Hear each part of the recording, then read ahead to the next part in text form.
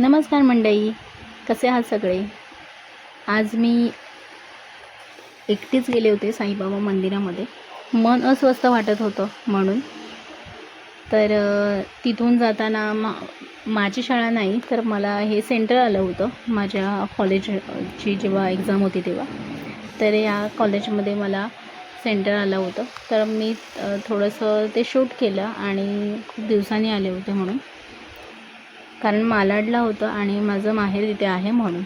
तर इथे मी साईबाबा मंदिरामध्ये आले होते आणि इथे बाजूलाच चॅरिटेबल ट्रस्टचं हॉस्पिटल आहे बाजूलाच.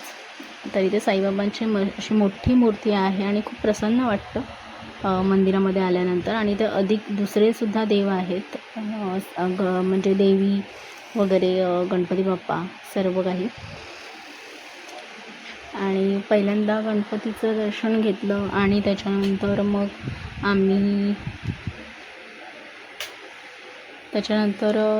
इथे धुनी आहे जी काही साईबाबांच्या मंदिरामध्ये धुनी आहे जी लाकडं पेटवतात ती. ते इथे शूट केलं. इथे शूट करायचं अलाऊ नव्हतं, तरीसुद्धा कोणाची नजर जाईल न पडता हे शूट करण्याचा प्रयत्न करत होती. की कोणी ओरडलं की मग आपल्याला कसं तेच वाटतं. तर इथे आजोबा होते जे काही म्हणजे भक्त म्हणून आले होते. ते मला ओरडतील असं मला वाटत होतं, पण नाही ओरडले. मी थोडंसं शूट करून घेतलं तुमच्यासाठी. इथे सर्व प्रकारचे देव आहेत. इथे पिंपळाचं वृक्ष आहे, नागदेवता आहे आणि इथे देवी आहे, शीतला देवी आहे, शीतला माता आहे. तर तुमच्यासाठी दर्शन घेण्यासाठी आणि तुम्हाला एक दाखवण्यासाठी मी इथे शूट केलं. त्याच्या आधी मी सर्व दर्शन घेऊन झाले होते आणि मी थोडी बसले होते मंदिरामध्ये. तर म्हटलं शूट करून घ्यावं हे, आणि रोज येणं होत नाही.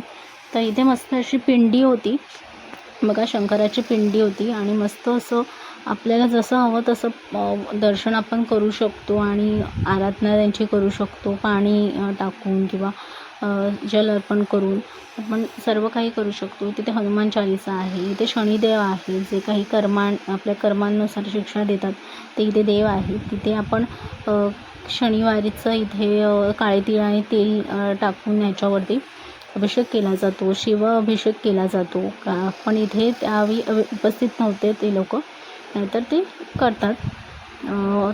काही दक्षिणा आपण देतो आणि तसं आपल्याकडून करून घेतात, नवग्रहाची शांती वगैरे तिथे. आणि इथे बघा मस्त असं मोठं असं मंदिर आहे.